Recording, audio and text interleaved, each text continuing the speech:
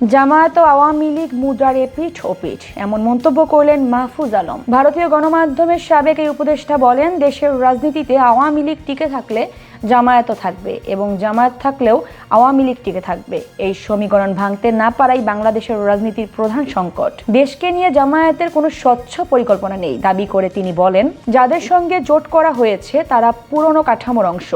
আদর্শিক ও রাষ্ট্র পরিচালনার নীতির দিক থেকে জামায়াতের সঙ্গে নতুন প্রজন্মের মেলবন্ধন সম্ভব নয়। সাক্ষাৎকারে তিনি জানান, জুলাই অভ্যুত্থানের তরুণ শক্তিগুলোকে একত্র করে বিএনপি ও জামায়াতের বাইরে একটি শক্তিশালী তৃতীয় বিকল্প বা থার্ড অল্টারনেটিভ গড়ে তোলার চেষ্টা করেছিলেন। কিন্তু এনসিপি যখন পুরনো রাজনৈতিক বন্দোবস্তের অংশ হিসেবে জামায়াতের সঙ্গে জোট করল, তখন সেই উদ্যোগ ভেঙে পড়ে। আদর্শিক ও রাষ্ট্র পরিচালনার নীতিগত জায়গায় এই ব্যর্থতাকে তিনি ১.৫ বছরের যাত্রায় এক ধরনের বিশ্বাসঘাতকতা হিসেবে দেখছেন। তার অভিযোগ, পুরনো রাজনৈতিক বন্দোবস্ত নতুন মোড়কে ফিরে এসেছে।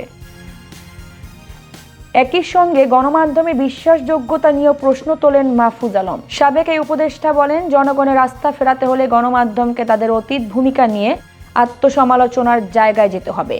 সংস্কার প্রসঙ্গে তিনি বলেন, শুধু কাগজে কলমে সংস্কার করলেই হবে না।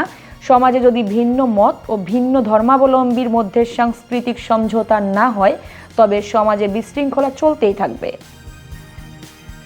তার মতে, যতক্ষণ না একটি প্রকৃত সামাজিক ও প্রাতিষ্ঠানিক সংস্কার সাধিত হয়, ততক্ষণ এই সংগ্রাম তরুণদের মধ্যে এবং বিভিন্ন সম্প্রদায়ের মধ্যে চলতেই থাকবে।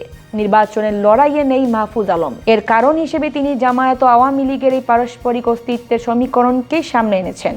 বর্তমানের রাজনীতির বাইরে থেকে বই পড়া ও হতাশ তরুণদের সঙ্গে আলাপে সময় কাটানো মাহফুজ আলম ভবিষ্যৎ পথ খোঁজার চেষ্টায় চালিয়ে যাচ্ছেন।